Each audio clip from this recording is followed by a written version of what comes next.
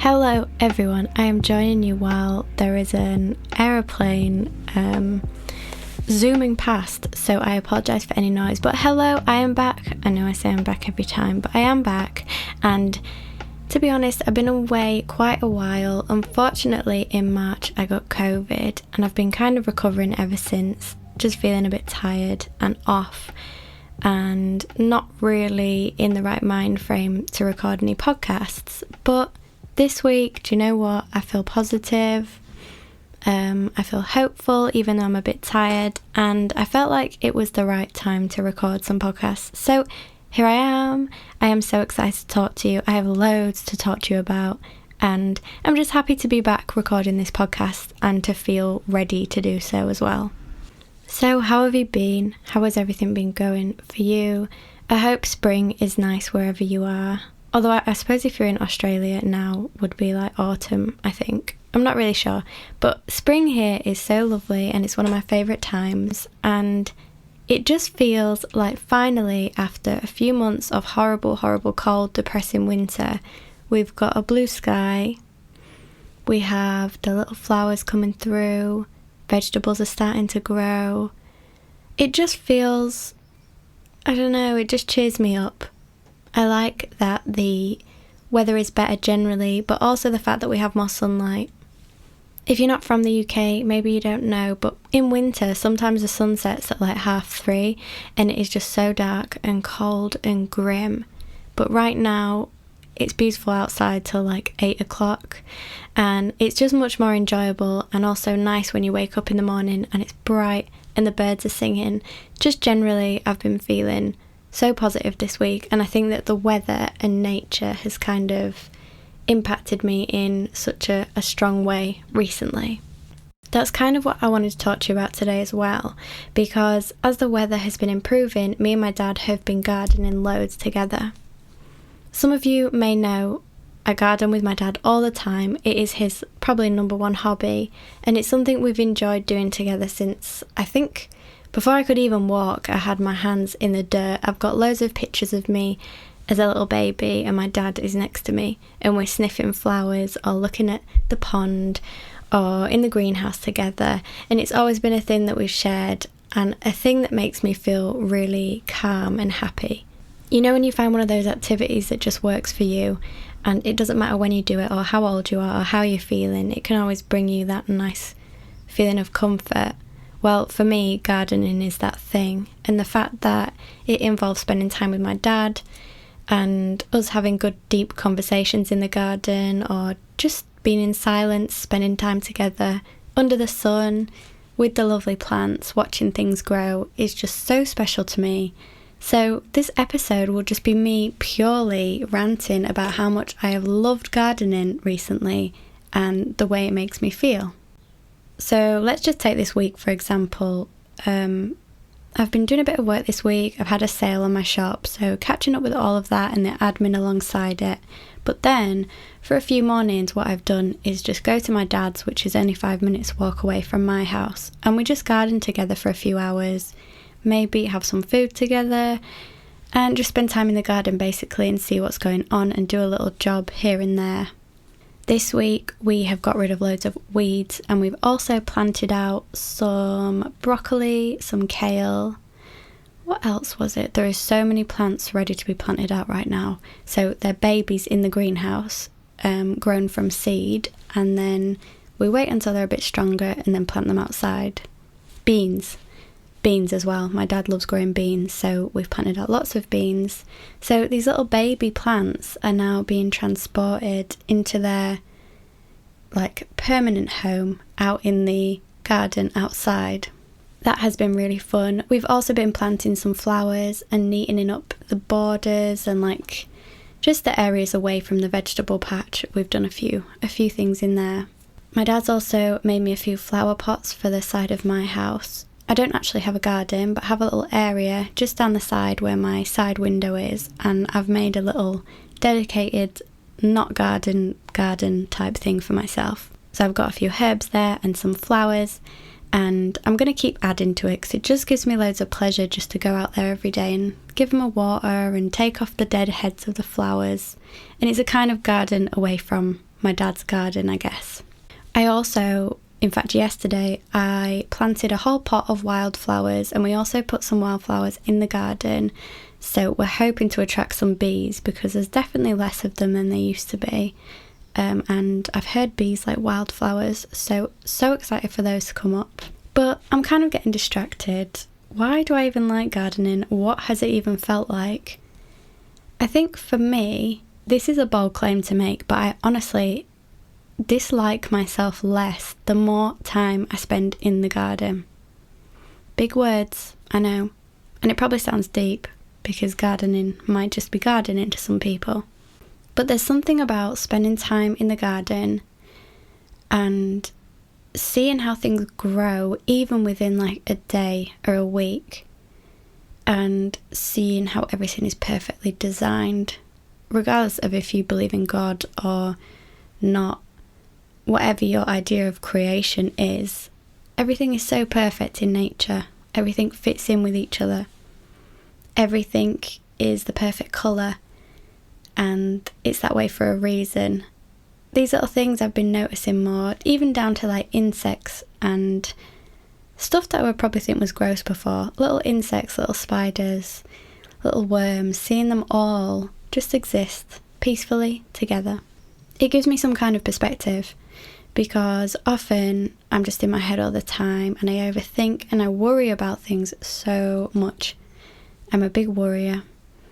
But when I go in the garden, it feels like that stuff doesn't really matter. And even though some of those worries are big, important stuff, compared to like nature and life, it's not that big. And I know that those feelings and those worries will fade and will change over time, just like nature does, really.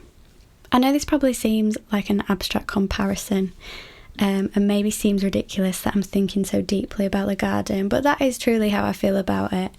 It gives me a sense that there's something more than me, and in a way it's kind of like a spiritual feeling. You know, instead of a god, I have nature.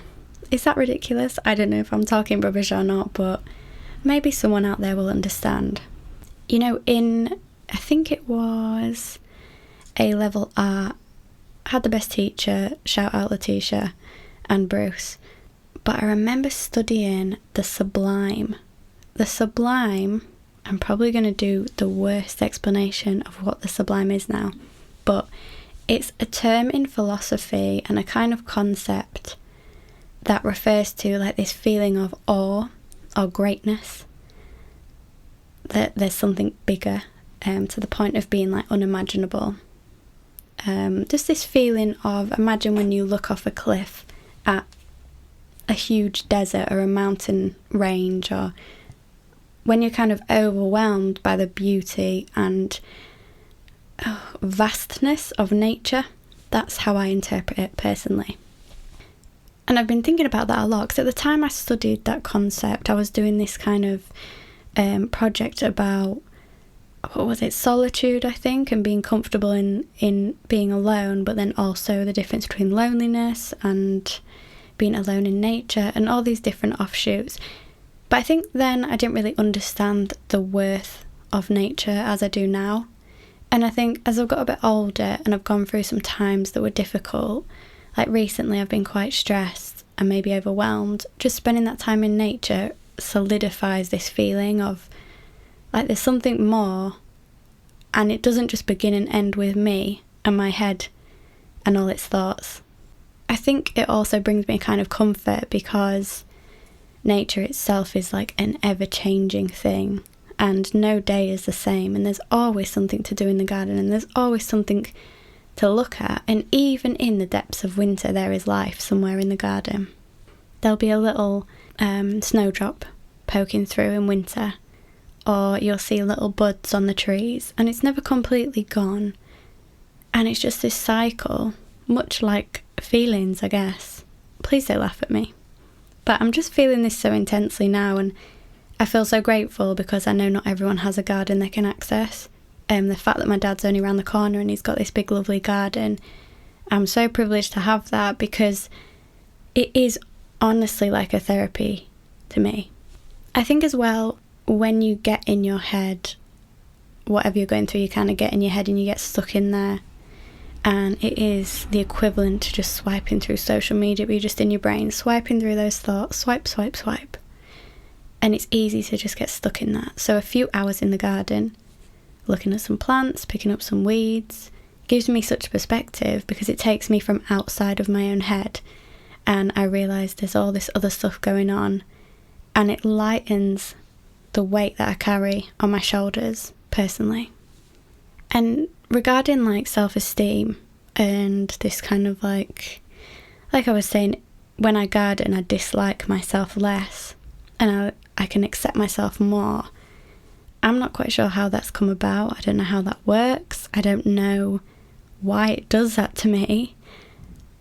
But I think it's just existing as a human in a natural setting with no pressure and feeling comfortable with no expectation. My dad is not strict with the gardening. We just do what we want to do, have a chat, sit on the grass, whatever. And that's really important to me because I can just exist as myself.